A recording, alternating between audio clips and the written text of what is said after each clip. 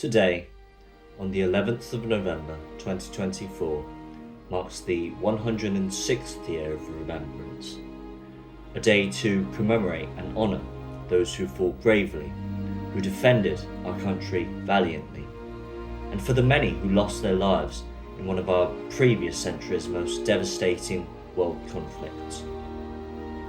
Every year, on the first day of November onwards to this day, we wear a red poppy on our chests, for we proudly hold the spirit of bravery, of courage, of sacrifice, and of dignity close to our hearts.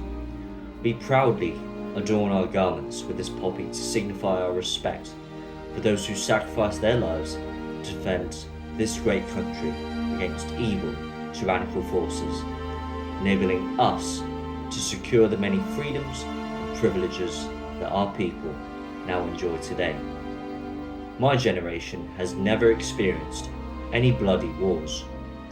In this modern era, we have been spoilt with endless amounts of entertainment, trivial passions, and a vast array of privileges that the many brave young soldiers who lost their lives during World War I could only ever dream of having.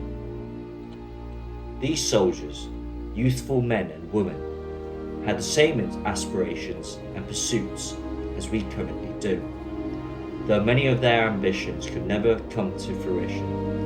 Some of them were brutally massacred amongst the turmoil. Some suffered agonizing deaths from wartime illnesses.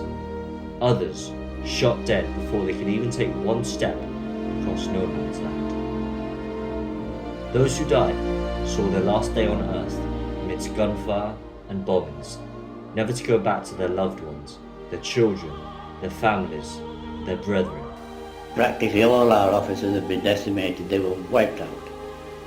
Most of the NCOs too, and quite a lot of men lay dead in the thing, with the shell fire, of course.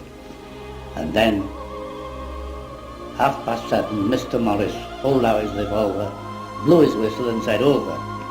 And as he said it, the bullet hit him straight between the eyes and killed him. I went over with all the other boys. Well, the barbed wire that was supposed to have been demolished had only been cut in places. Just a gap here, a gap there, a gap further on. Everybody made for the gap in order to get through. Well, the Germans, of course, there was supposed to be no Germans at all in their front line. We'd annihilated them according to the theory. Actually, they were down in the ground in concrete shelters. They just wound up their guns on automatic affairs and fired at these breaches in the wire. And of course they just mowed us down. And it seemed to me eventually there was just one man left. I couldn't see anybody at all. All I could see was men lying dead, men screaming, men on the barbed wire with the bowels hanging down, shrieking. And I thought, what can I do? I was just alone in a hell of fire and smoke and stink.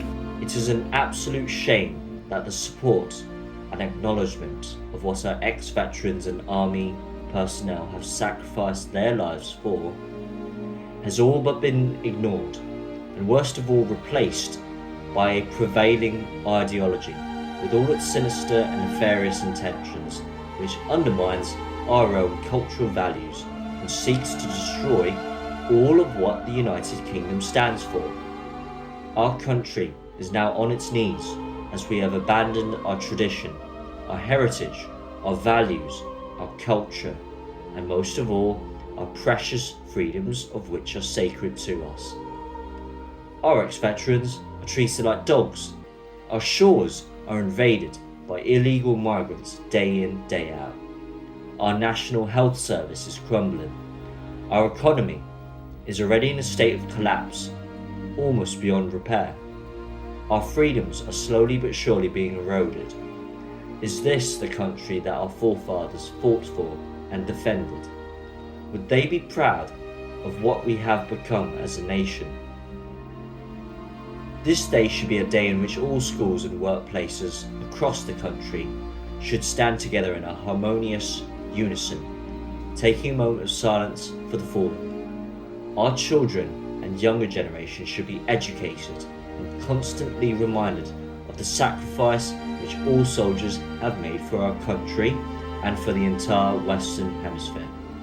We should all remember what their sacrifice meant, and that this could inspire us to fight against evil, tyranny, and wickedness that is prevalent in today's world.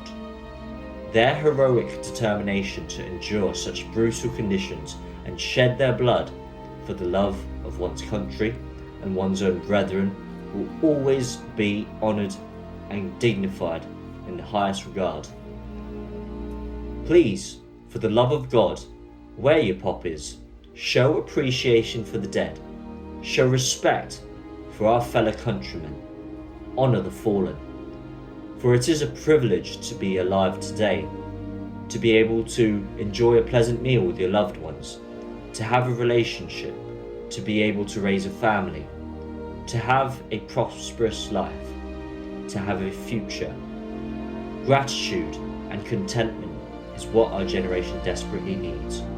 Remember those who died to save us, lest we forget.